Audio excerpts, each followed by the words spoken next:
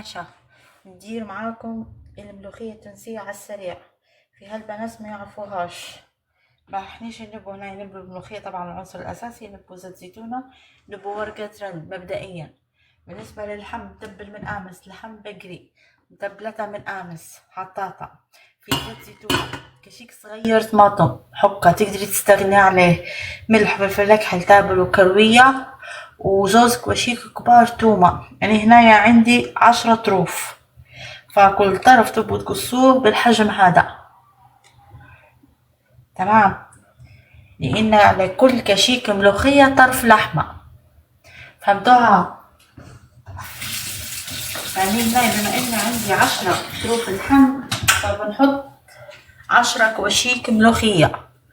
والمية لازم تكون عندكم جاهزة سخونة حامية. هنا جهزتها، المية عندي سخونة واتية. سموا بالله. حطي كمية الزيت كافية، هذه بنزيد عليها كمية هذه وبنزيد عليها حتى تمق. الملوخية لازم يكون فيها زيت. تقدري تخلطي زيت زيتونة ولا زيت نباتي، لكن أنا بنديرها زيت زيتونة صافي.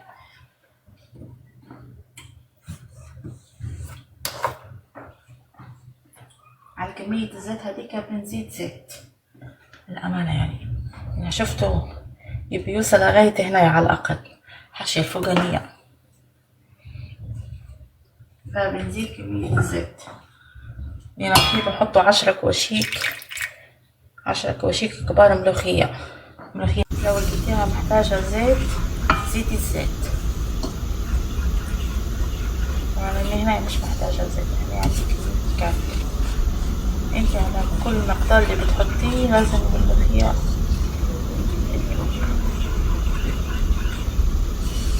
بالطريقة هذه.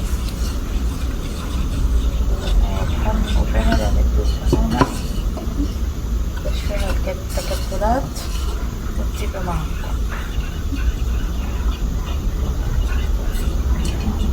هي بنفتح النار عليها نار وسط ونبدأ نحرك.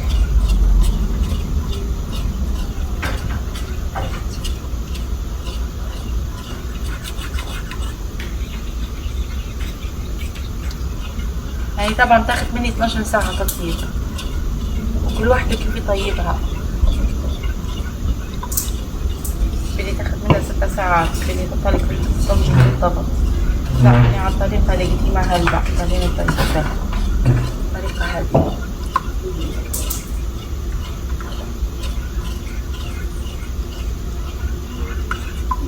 طبعا اني مازال ناري هادية هنايا مازال النار هادية، متحطيش نار قوية هلبا للناس اللي أول مرة بتطيبها. عندكش خبرة متحطيش نار قوية، خلي نارك واطية هادية، يعني بنمشي على الرتم هذا. يعني في ناس ما عمرها طيبتها الملوخية، وفي ناس خاف ان هي تطيبها الملوخية.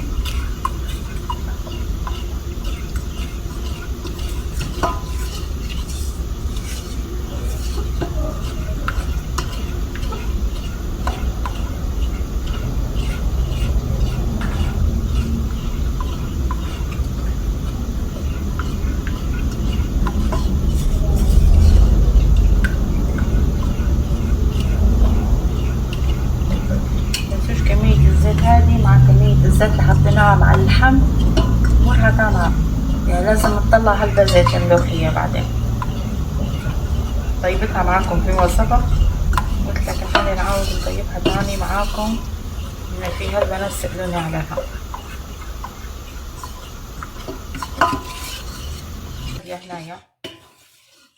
هنايا مازال النار هادية، متحطيش نار قوية هلبا للناس اللي أول مرة بتطيبها. ما عندكش خبرة متحطيش نار قوية، خلي نارك واطية هادية، يعني بنمشي على الرتم هذا. يعني في ناس ما عمرها طيبتها الملوخية، وفي ناس خاف ان هي تطيبها الملوخية.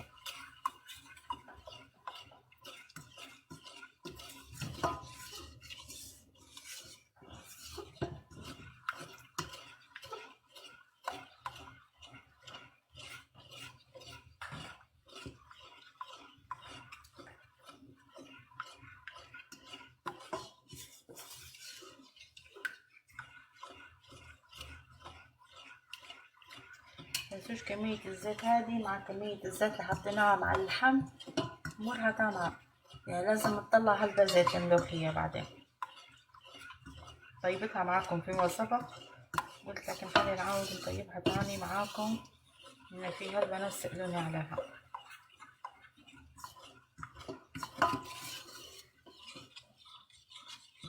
لازم تقعدي تحركي لين تبدأ معاك تغلي شوية. كيف تبدأ تغلي تصبي لها المية، تخليهاش تنحرق. نعاود نقول لو انحرقت منك لوحيها على طول، ما تحاوليش انك انت تصلحيها، لان الحاجة الوحيدة اللي ما تتصلحش. وعليكم السلام ورحمة الله، وكل سنة وانتم طيبين جميعا. معلش اني عيني في طنجرة من كثر نشوف التعليقات، ومشرفين اليوم مشغولين، عيادي الناس عيد. لكن أنا قلت خلينا نشارك معاكم الملوخية.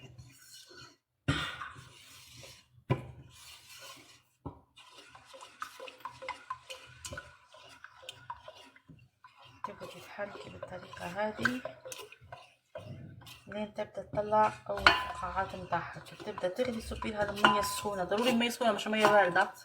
مفيش ولا واحدة فيكم تصب مية باردة، مية سخونة حامية.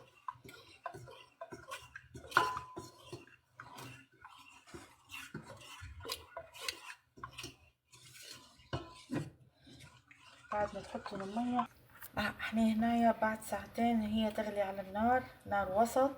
كل مرة نحركها هيك حاجة بسيطة، مش لازم التحريك مستمر، حاجة بسيطة بس للتأكيد ان هي ما تلصقلكش، انه مش هتلصق مبدئيا.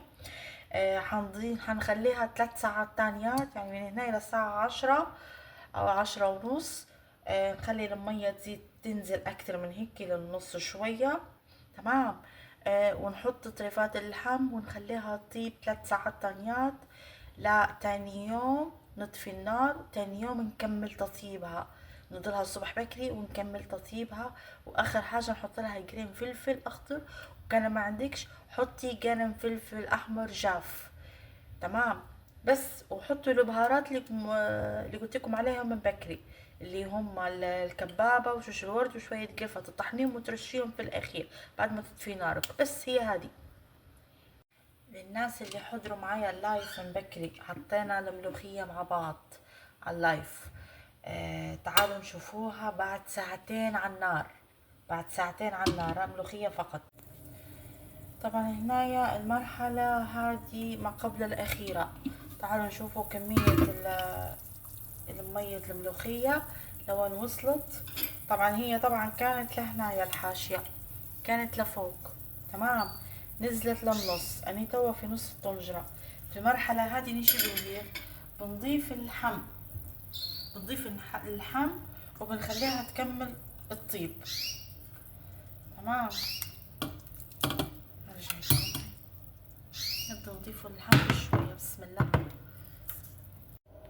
طبعا هنايا ضفت اللحم، شفتوا لما ضفنا اللحم، هنايا ضفنا اللحم. توا هذه النقطة المهمة، خلي نارك زي ما هي هادية وتقعدي تحركي كل مرة، تمام. واني هنايا جهزت النعناع الجاف والكبابة وعندي القرفة. هنايا وصلنا، كانت في قبل الشفاط. احنا عندنا توا الساعة 11 ونص توقيت مالطا. احنا بدينا في الملوخية الساعة 5. اهي بعد ما حطينا اللحم وحطينا قرون الفلفل الجاف، حطيتها مع اللحم كده هنايا الطيب، امورها تمام، ما لزقتش، كل شي تمام. شو اللي بنشوف اللحم، مش نعرف يعني غدوة لما بنكمل تطيبها قديش تبي اللحمة ما نزلتش، عادها مازال تبي نار وتبي توقف على زيتها. يعني شو بندير الوقت هذا، انا خلاص بنرقد. الناس اللي بتشوف الفيديو توا نقولكم ليلتكم سعيدة، والناس اللي بتشوفها الصبح نقولكم صباح الخير، ونكمل تطيب الملوخية مع بعضنا غدوة الصبح ان شاء الله. هنطفي عليها النار، طفيت، وبنخليها لغدوة الصبح ونكملوها مع بعضنا غدوة ان شاء الله. يلا سلام. يا صباح الخير الناس اللي كانت معايا امس خطوة بخطوة في اللايف وفي حضور القصة خطوة بخطوة بالملوخية. واحنا امس شو ندزنا الملوخية في اللايف مع بعضنا كيف تبدي تطيبيها. بدينا فيها الساعة 5 العشية وطفينا عليها النار الساعة 11:30 في الليل، خليناها لتاني يوم الصبح. تو 8:30 الصبح عندي هنا بتوقيت مالطا، عودت جعلت عليها النار وسط، بدأت تغلي معاي، استنى اللحم يطيب. ما درت تشك معاكم امس قلت لكم اللحمة زالت تطيب. هنايا اللحمة ما شاء الله طيبة معايا. هذا مكون الفلفل مع اللحمة حطيناهم تختلف اللحمة تاني. نشوف هذه مازال ما طابتش، في لحمات طابوا وفي لحمات مازال ما طابوش.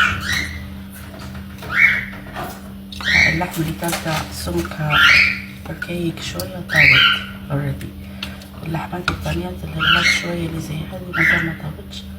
بنجي نخليها شوية تانية على النار، نخليها تطلع زيتها. ضروري الملوخية تطلع زيتها.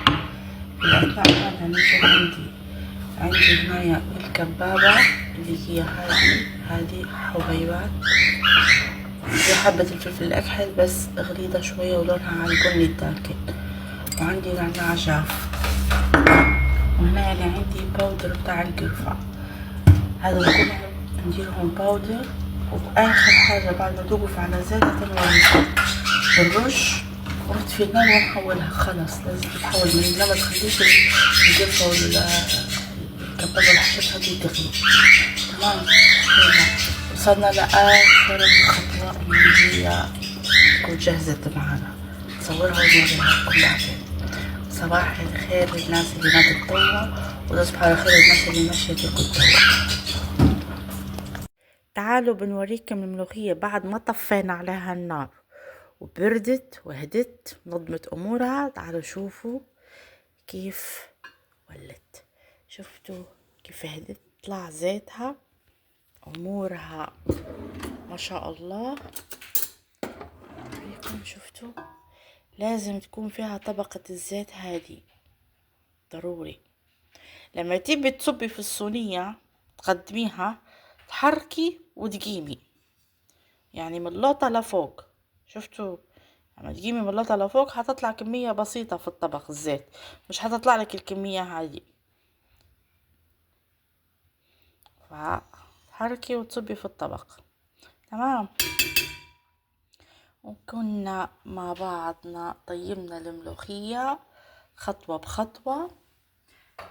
للتذكير احنا بدينا فيها من امس، للتذكير اخر مرة حنعودها، بدينا فيها من امس الساعة 5 العشية، خليناها لغاية الساعة 10 لا لغاية الساعة 11:30. طفينا عليها النار خليناها لتاني يوم نضنا لها 8:30. طفينا عليها النار الساعة 11:30 الصبح. يعني شوفوا التوقيت اللي طابت فيه الملوخية. طريقتها سهلة جدا. أنا خديت مج وربع زيت زيتونة صافي، حطيتها في البارد، حطيتها في الطنجرة، حطيت 10 كواشيك ملوخية. علاش 10 كواشيك؟ لأني عندي 10 طروف لحم هبرة بقري. تمام، يعني على كل لحمة كشيك ملوخية. حطينا الملوخية في البارد، فتحناها كويس، دوبناها. بعدين كانت عندي مية سخونة تغلي، صبيتها وحركت في نفس اللحظة. نصب ونحرك نصب ونحرك باش نحو التكتلات والملوخية تنفتح معانا في الزيت والمية. تمام. خليناها تطيب، ضفنا لها ورقات رند وخليناها تطيب. طبعا اني كمية المية كانت لهنايا فوق، خليتها نزلت للنص. شفتوا اول ما بدينا حطينا قبل ما نحط اللحم اللي حضرت معي، قبل ما حطينا اللحم كانت الكمية للنص، كمية هيك. لما ضفنا اللحم ارتفع المنسوب متاع المية وبدت عالية معانا. اللحمات حطيتهم كبار، يعني ما حطيتش لحمات صغار، حطيت لحمات كبار. ليش؟ من الفكرة لان لما بيطيب اللحم بيتهبز معاي، بيولي زبدة شوية، فاحتمال يصير عملية تتفتفتلك. لو تفتفتلك عادي شكلها حلو، المهم في لحمات كبار وسمحات يتقدموا. به اللحم تبلينا قبله بيوم. اللحم تبلينا قبله بيوم. شنو هي تتبيلة اللحم؟ اللحم حطينا فيه جوز كواشيك كبار تومة مهروسة، حطينا فيه زيت زيتونة حطينا كشيك صغير طماطم حكة تقدري تستغني عليه ما تحطيش شي. البهارات حطينا ملح فلفل أكل، ملح حاجة بسيطة لأن الملوخية فيها الملوحة، فحاجة بسيطة ملح. حطينا ملح فلفل أكل، شوية كركم تابل وكروية وفلفل أحمر وشوية من الفلفل الحار. لو الناس اللي تحب الحار تقدري تستغني عليه. تمام. فقط خليناه بايت في التلاجة اللحم. لما طابت ملوخيتي صافية اللي هي بالرند بس، ضفنا اللحمات. أثناء هذا النار متاعي ديما هادية، ديما ناري محطوطة على درجة نار هادية جدا، ما تعليش نارك، خليها تطيب سلة سلة زي الناس قبل كيف كانوا يطيبوا فيه مع الكانون، كانوا هيك يطيبوا فيه الملوخية على نار هادية جدا. تمام. لا إله إلا الله محمد رسول الله. طابت معانا. شو نضفنا لها اخر البهارات اللي هي اللي بتعطيك السر النكهة الجنينة بتاع الملوخية. خدات في المهراز كبابة. الكبابة للناس هل يسألوني يقولوا لي شنو هي الكبابة يا سويت. تمام. اوريكم الكبابة شنو هي. هذه هي الكبابة. هذه الكبابة يا جماعة الخير. تمام. هي حبيبات تاخد انت ستة هيك 7 حبات، وخودي شوية قرفة ونعناع جاف، هذا المتوفر. لو توفرت عندك شوش الورد، عرفتوا شوش الورد شنو هو؟ هذيك الوردة البودرية الصغيرونة اللي زينوا فيها في السوريين في الكنافة، ويزينوا فيها الوردة البودرية، وردة صغيرة. لو ما توفرتش عندك حطي بديلها القرفة ونعناع جاف والكبابة اطحنيهم كويس. انا حطيت كشيكين صغار لان النكهة تعزز حلوة، تعطيك البنة الحلوة. وخليها على جنب لينها بالطريقة هي. وهذه هي الملوخية بس. تاكلوها بالصحة وبالعافية. وشكرا لسويت ان هي عطتنا طريقة الملوخية مبسطة جدا وسهلتها علينا. انتم من الناس اللي متغربة اكيد تجي في خاطركم الملوخية وتبقوا طيبة، وهالبنات يخافوا منها. ما تخافوش منها، الملوخية راهي سهلة حتى اني كنت زيكم، بس مع التكرار والتعود انك انت تطيبيها ما عادش تولي تخافي منها، بالعكس. فانا حبيت نشارككم الخبرة متاعي انا في الملوخية، وان شاء الله طريقتي تعجبكم وتنال رضاكم وتحبوها وتحبوني زي ما أنا نحبكم. ماشي. يلا هاي صحة وعافية على قلوبكم. يلا نخليكم على خير. معلومة بس نسيت نقولها لكم، أنا ضفت مع الملوخية حطيت قرون فلفل جاف، حطيت 4 قرون. لو توفر عندك الفلفل الأخضر حطي فلفل أخضر، بس لما توقف على زيتها خلاص، لما تكمل جهز، لما قريب تجهز معاك الملوخية وبتطفي عليها قبل ما تحطي البهارات الأخيرة، حطي قرن الفلفل الأخضر. لو الفلفل الجاف حطيه من الأول، حطيه لما تحطي اللحم. تمام. بس هذه الملاحظة الأخيرة اللي نسيتها.